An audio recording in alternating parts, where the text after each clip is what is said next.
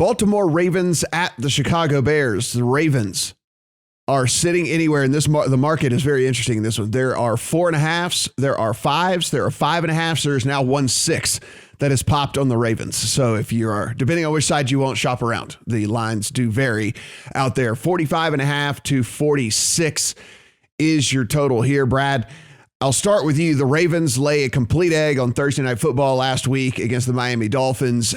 I do not know if the Dolphins opened up a blueprint as to at least maybe how to attack this Ravens offense. They were blitzing every single down. They were putting pressure on Lamar Jackson every single down, and he was not able. Now, whether that was poor design on the offensive side of the ball and they weren't giving him a chance to do that, whether that was Lamar Jackson not being able to pick up where the blitzes were coming from, where he should be going with the ball, but they were unable to do anything on the offensive side of the ball against the way that the Miami Dolphins played defense against them. Do you think that in a long week, the mini bye after they play on Thursday, that is something they could correct? Or do you think that maybe that was at least a miniature blueprint on maybe how to attack this Ravens team going forward? So they showed, I think they showed cover 0 on 40 snaps in that game, which is unheard of. And obviously they didn't react. They were still running kind of bubble screens. Mm-hmm. Like that was their only reaction to it. There was no adjustment in the game. So you would think they've come up with something, during the bye. And then at the same time, the Bears are 31st in blitz rate. So I'm not sure they're suddenly going to flip entirely and then start throwing cover 0 blitzes at them. Again, I think the other side of the ball is potentially interesting. If you look at Justin Fields' PFF grades, he seems to be getting week by week. Obviously, that game against Pittsburgh, he had an overmatched offensive line. He was down early, and he put up a 90 grade, by far his best of the year. And so it does look like he's on a steady upward trend, but he's also struggled with a blitz himself this year. And we do know that the Ravens are going to throw a load of blitzes at him. So, yeah, there's arguments to be made both sides for me. And I thought, obviously, if you can get the 6, I would lean the Bears' way. That's probably the only way I would play it personally. Yeah, so right now, rest of country, there's a 6 at BetMGM, Stephen. I have not seen one here in Vegas, so I had not played this game.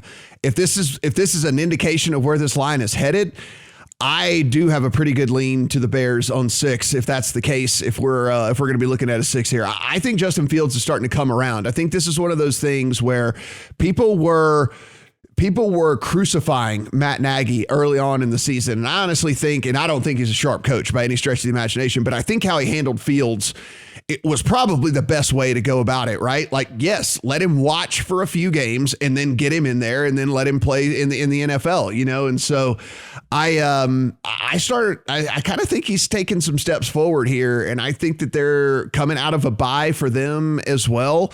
Maybe, I don't know, maybe him and Allen Robinson got introduced and maybe they were able to go to dinner and they shook hands and they were like, oh, hi, by the way, I'm your number 1 wide receiver. And he maybe gets involved with this offense a little bit as well. So I don't know. I kind of like, if that 6 is starting to pop places, I kind of like the 6.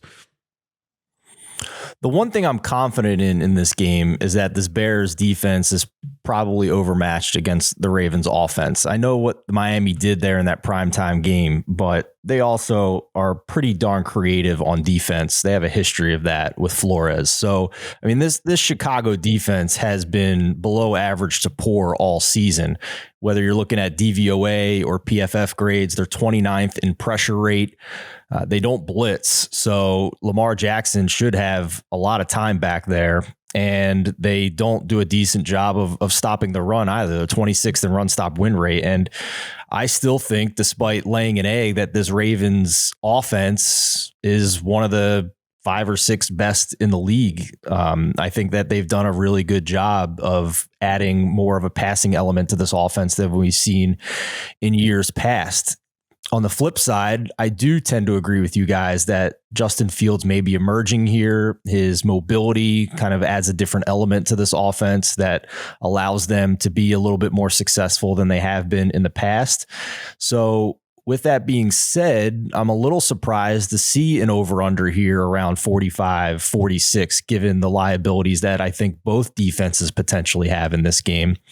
I haven't bet it yet, but if I was going to bet this game, I think that might be the look where I might take a shot here. Yeah. So one of the things I do listen, I was coming around on the Ravens offense for sure, but that was because I was coming around on them as Lamar as a passer. And listen, out of a clean pocket, Lamar has been great this year. The problem becomes is when he has started to, if you can get pressure on him. And I think that's what the Dolphins decided. Like, hats off to them if you want to give them credit last week where they're like, hey, look, we suck anyway. So we're just going to go nuts and then who cares? Yeah. It's like, who cares? Right. I mean, like, look, like we're going to try this out and see if it works. And it did. Right. But I don't think that this is necessarily a complete and utter blueprint on how to play Lamar moving forward. But I do think you were going to see him start to see an exponentially higher amount of blitzes. Nothing like we saw from Miami on Thursday night, but